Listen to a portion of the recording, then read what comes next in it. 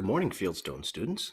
This is Mr. Lent from the Rising Stars team, and today I'm going to lead you through the lesson on the expansion of suffrage, which is the right to vote in the United States during the time of the presidencies of John Quincy Adams and Andrew Jackson, the time that is also known as the Age of Jackson. But before we get started on this lesson, I would like you to think about this question. This has to deal with elections. Should the popular vote of a presidential election be determined by the popular vote, or should it be determined by our electoral college? And I want you to think of reasons why.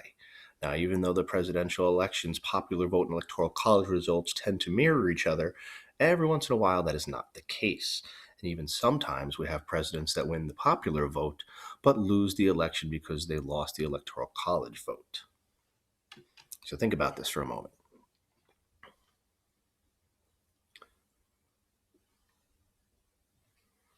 Okay, so I'm going to walk you back just a little bit. Now, the year is 1820. Okay, now in the year 1820, we have the election of President James Monroe to his second term in office. Now, in 1820, this time period was known as the era of good feelings, because as you can see from the map, there's only one color on that map. And not since the days of George Washington have we seen so much political unity in the United States. By this time, the Federalist Party has all but ceased to exist, and you can see that the Democratic Republican Party is the dominant party in the United States. However, just like during President Washington's terms in office, you're starting to see the beginnings of a faction forming. You can see in New Hampshire, there is one electoral vote, one little sliver that went to a second candidate, an independent Republican named John Quincy Adams, the son of our second president. So you can see the beginnings of something forming within the Democratic Republican Party. But at this point, we have our third president in a row from Virginia that has been elected to a second term, and that is James Monroe. He will be our last president of what is known as the Revolutionary Era presidents. Those are the presidents that were old enough at the time to have actually fought in the American Revolution as adults. The other presidents that come next were born, but were not yet of age to really be considered part of that founding father generation. This will be a new generation of politicians coming in starting in 1824. Now, after 1820, you're going to start to see something happen. As I mentioned, that there were factions forming. Now, these factions are more based on something called sectionalism, where the candidates coming from different parts of the country will find their loyalty from the state and the states surrounding them. So people are going to start to show loyalty not so much to a political party at this time, because there was technically only one, but more so to the region in which they lived, because as we're going to find out, each region had different social, economic, political views on how the country should grow and proceed. So first, we have in the top right John Quincy Adams of Massachusetts. He is what we would call a legacy. His father was John Adams, the second president of the United States. Now, just like his father, he was from Massachusetts, and he has great support in New England. Currently, John Quincy Adams is James Monroe's Secretary of State. He was also the chief author of what became known as the Monroe Doctrine, which became the U.S. foreign policy in Latin America from the 1820s into the 20th century, and then even going forward into today. In the South, we have two candidates. One from Georgia. His name is William Crawford. He is a senator from Georgia. He is the current Secretary of Treasury. He was under James Madison and under James Monroe as Secretary of Treasury. Now, unfortunately for James William Crawford, he had suffered a severe stroke the year before in 1823. And even though he did run for president, because of his weakened condition, that is going to affect his support for the presidency. But he is from Georgia, so he is a Southerner. Now, the other Southerner, his name is Andrew Jackson. Originally born in North Carolina, he is from the state of Tennessee. This is a new state that was not a part of the original 13. He is best known as the war hero of 1812, the hero of the Battle of New Orleans, Old Hickory they used to call him. He's a fierce Indian fighter. He is also something unique at this time. He is a rags to riches story. Andrew Jackson was born poor in a log cabin in the backwoods of Carolina. He was orphaned by his early teens, But by the time that we get to 1824, he has accumulated a vast wealth, much of which was through land speculation and gambling. But nonetheless, Andrew Jackson has become one of the wealthiest men in America. He's a former general in the American military. He has the hero status, almost similar to what you would find from the Revolution with George Washington. And he's also got the support of the people. He is really considered to be the people's candidate in this election. And then finally, in the West, we have Henry Clay. He will be best known as the Great Compromiser of 1820 and 30 years later in 1850. He served nearly 50 years in Congress in both the Senate and the House of Representatives, and he was an unsuccessful three-time candidate to run for the presidency, 5 if you count the 2 times that he ran for his party's nomination but was not elected. So we got some 4 heavy hitters running for the candidacy in 1824. Here are the results. Now you can see, unlike the map in 1820, we've got a splattering of different colors here. And you'll see that the colors tend to be clustered together. You'll see pink in the Northeast.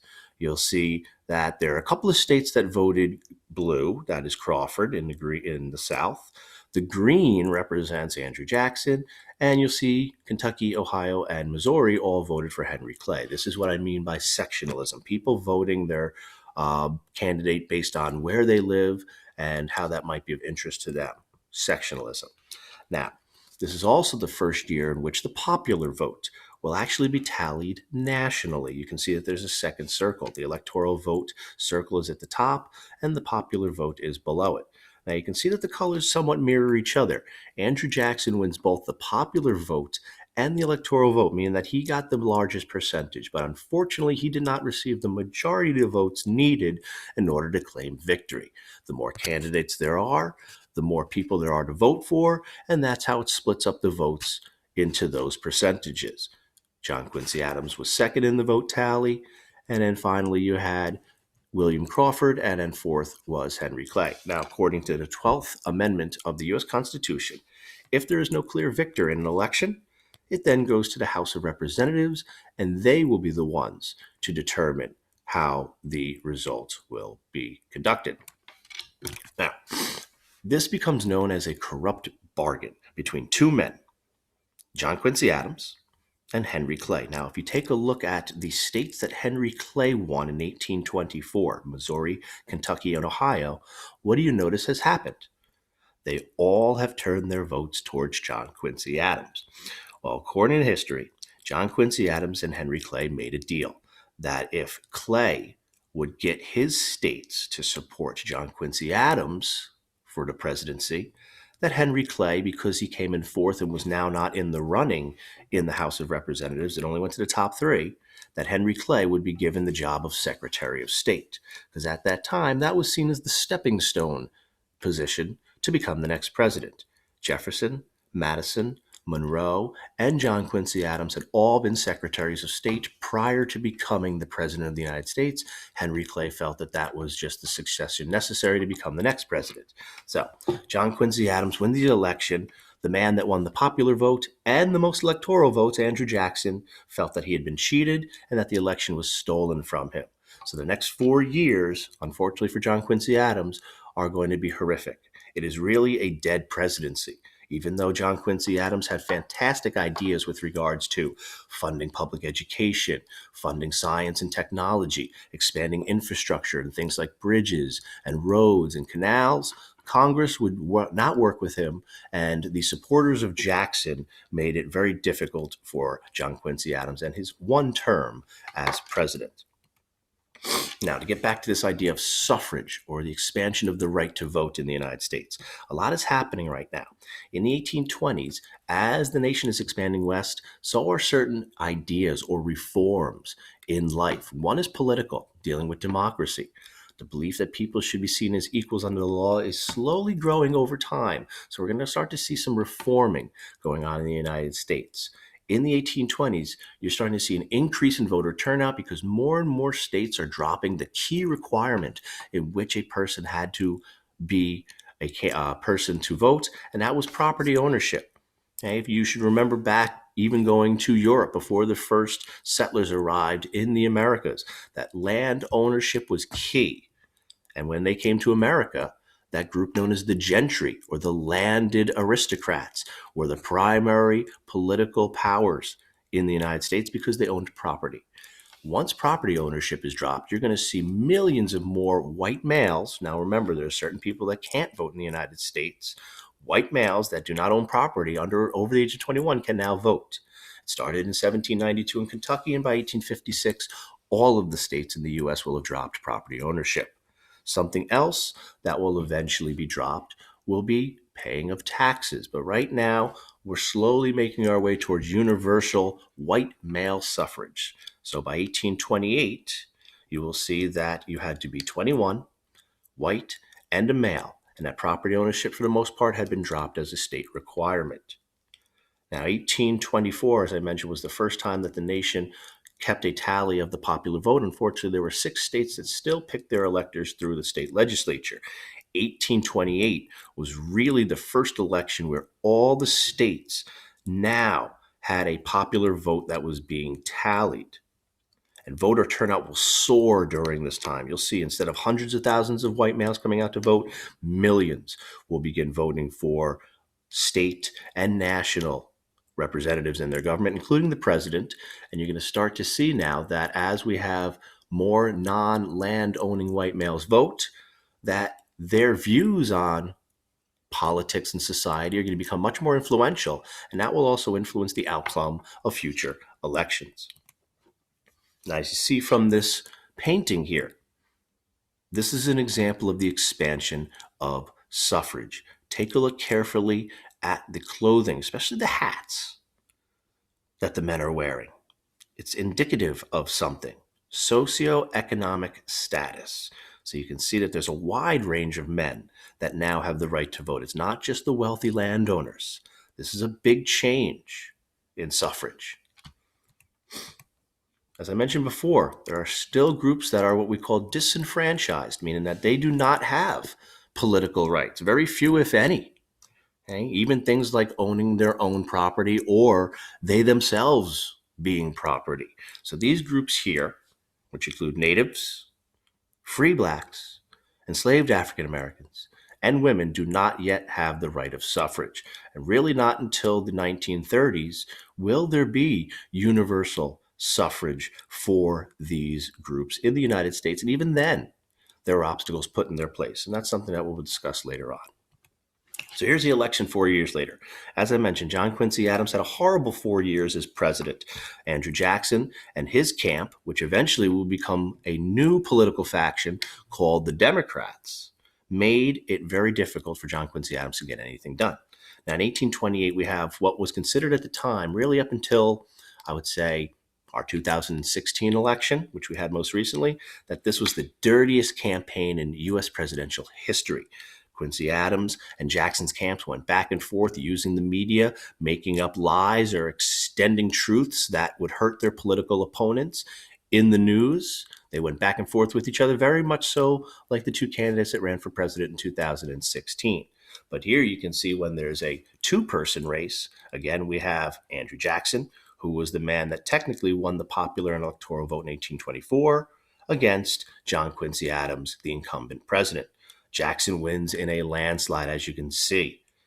And you also notice the number of popular votes. If you go back to the previous slide of 1824, you'll see that the popular vote has dramatically increased in number.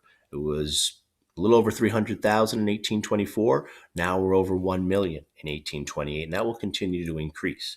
So Jackson, the man of the people, the man that was a rags to riches story, the hero of New Orleans, becomes our 7th U.S. president.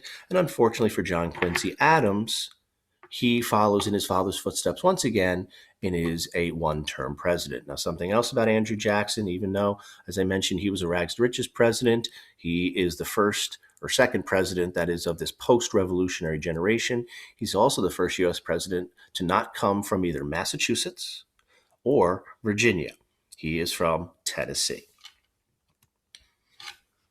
Okay. Now, that will usher in what we call the Age of Jackson, and that will continue with the lessons throughout the rest of this week. I hope you enjoyed this lecture. Your task now is to use the information from the lecture and the attached slides to answer the comprehension questions on the Google Doc that was assigned to you in classroom. Make sure you put your answers in complete statements. Please type them in red so that we can discern them from the questions that were given. And don't forget to turn in your assignment. Please do not send it to us via email. Turn in the assignment so it goes directly to Google Classroom. Make sure you take a look at all the information before you submit it. Thank you, and I will be in touch with all of you again soon when it is my turn to give you my lesson. Have a good day.